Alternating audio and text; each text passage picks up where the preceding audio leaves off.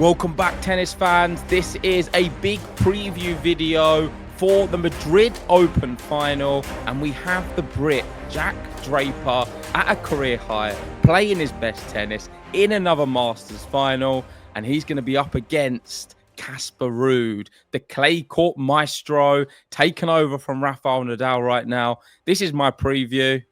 Enjoy.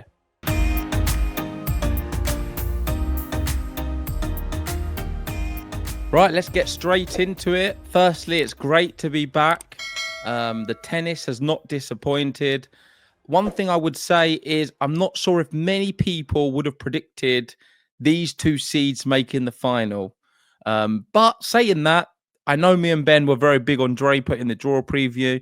We knew he had a chance to go far. Did I think he had a chance of winning this one?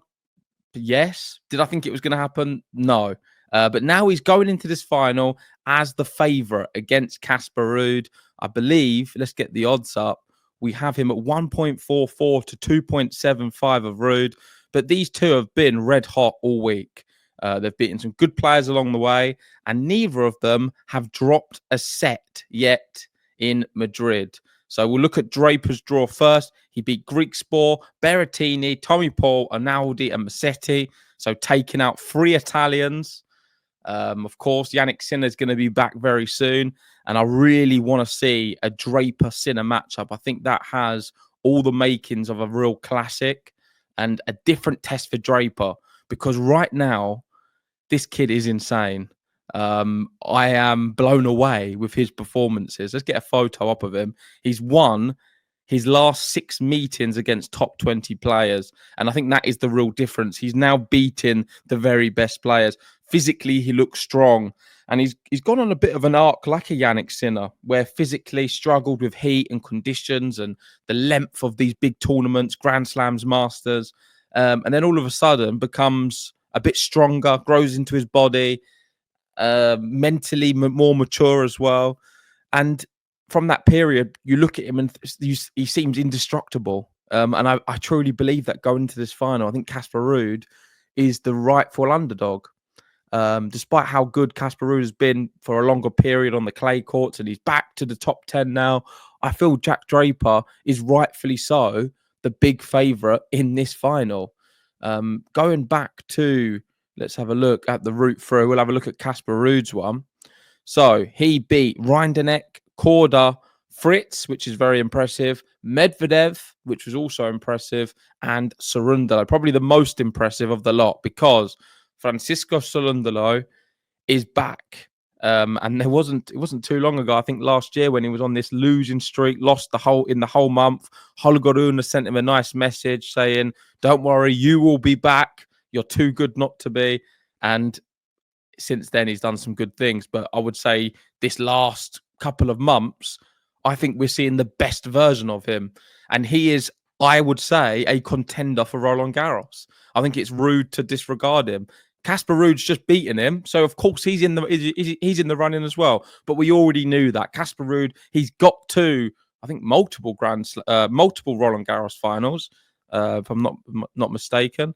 He got killed by Rafael Nadal in the final in Roland Garros. I remember that one. I think maybe one in Roland Garros, and then US Open he got to as well. But he has chances, and the way he's playing at the moment, it is going to be a very, very interesting Roland Garros, because I don't think it's just Alcaraz and done. I feel there's plenty of names. And when you look at the Cerundolos, the Ruuds, and of course, Jack Draper right now, I think they're going to be coming very, very hot for the tournament in Paris, against the likes of an Alcaraz, against the likes of Djokovic, but I'm not sure if he's quite there at the moment, but certainly Jannik Sinner as well. He's going to have a different challenge, I think, from when he was last on the tour all them months ago at the start of the year. Let's go through some of the tweets. So we have here, this is what Draper was saying on beating Lorenzo Musetti. He says, "You've played each other," he was asked, "You've played each other since you were very young. Now to do it as a top 10 player. Were there echoes tonight of past matches, or was it a completely different ball game?" And Jack said it felt like a complete different ball game out there. We played a few times in the juniors. It's so nice to play with someone you've grown up with and to both be living out your dreams on the biggest courts. That's something I was thinking before the match. But at the same time, it's a battle out there. I think both of us have grown as players and people in the last 12 to 14 months since we last played. I think that showed on the court today, and I'm proud of that. I'm not sure what weaknesses he has. I think he serves fantastic. The way he was so aggressive on these courts was sublime. The forehand winners was insane. And Musetti, by the way, has reached his peak too. He turned up. We've got the new camera angles now. You can see it from a low position on the court, and both of them were crushing forehands down the line. Draper's was just a little bit bigger and better when it mattered. He also found some fantastic cross-court backhands, taking all of the angle out of from the court. Fantastic match it was against Musetti. And Draper, let's be honest, is a serious player now. There's some people saying he is the best player in the world right now. Obviously, it's hard to say when you've got the world number one, Yannick Sinner, not playing. And Alcaraz, people are always quick to jump on him when he has a loss, and he's got an injury at the moment. But I think it's not outside the realm of possibility that Jack Draper is in the conversation, to say the least. He's certainly top 5 in the world, maybe top 3. Jack Draper right now is the guy, and I think it's very exciting for British tennis. It's certainly very exciting with Wimbledon on the horizon. I've already tipped him to win Wimbledon, and we know he's great on the grass. So let's see what happens. This is sort of backing up some of the stuff I was saying, how he rips another huge forehand against Musetti in Madrid. The tennis letter, I could watch him do this all day. Exceptional power and pinpoint accuracy. Better not show it because I'll get in trouble. But let's end with Casper Ruud, back inside the top 10, looking very dapper there. And this, for me, is where his ceiling is. I think he can be a top 10 player. Do I see him reaching the top of the game, sort of the top 3 places, the top 5 even? Not really.